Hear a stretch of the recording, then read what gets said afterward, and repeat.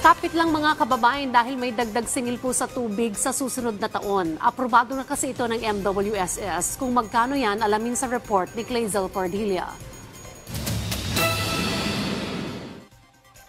Halos kalahating timba na lang ng tubig ang ipinapaligo ni Nanay Cha, makamenos gastos lang sa tubig, lalo ngayong Pasko. Mga natitipid mong yon, dinadagdag mo sa panggastos mo araw-araw din yon. May pandadagdag mo rin sa Noche Buena na pati pambigay sa mga bata ngayong Pasko. Pero mukhang mahihirapan pang maghigpit ng sinturon si Nanay Cha sa susunod na taon. Pinayagan na kasi ng MWSS Regulatory Office ang hirit na dagdag singil sa tubig.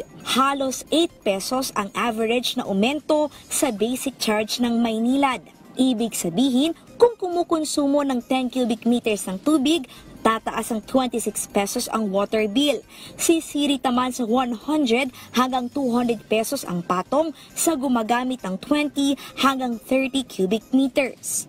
Sa puldi ng mas mataas sa singil sa tubig ang mga customer ng Manila Water. Higit 6 pesos ang dagdag bayad sa kada cubic meter ng mga consumer sa East Zone.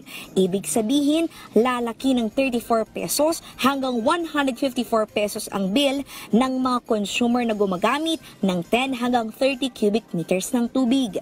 Ayon sa MWSS, pinayagan ang rate rebasing para masigurong makukumpleto ang mga proyekto ng Maynilad at Manila Water na magbibigay ng karagdagang supply ng tubig sa harap ng banta ng El Nino. Isang dahilan din ng inflation o bilis ang pagtaas ng mga bilihin na nakadagdag sa gastos ng dalawang kumpanya. Sabi ng ilang consumer, ay, hindi na po namin makakaya. Ngayon nga po, ang taas-taas na eh. Dapat hindi kami mawala ng tubig. Lalo na kung mataas ang singil. It is affordable.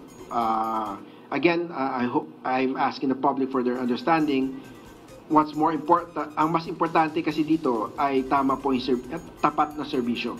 Kasi po, ang problema po, pag hindi po natin ginawa po itong tariff adjustment, ay baka magka-problema po tayo.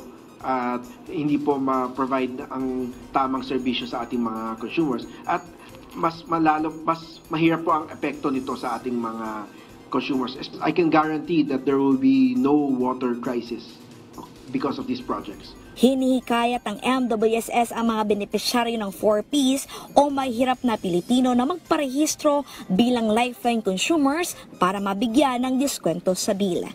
Clazel Pardilla para sa Morning Show ng Bayan, Rise and Shine Pilipinas.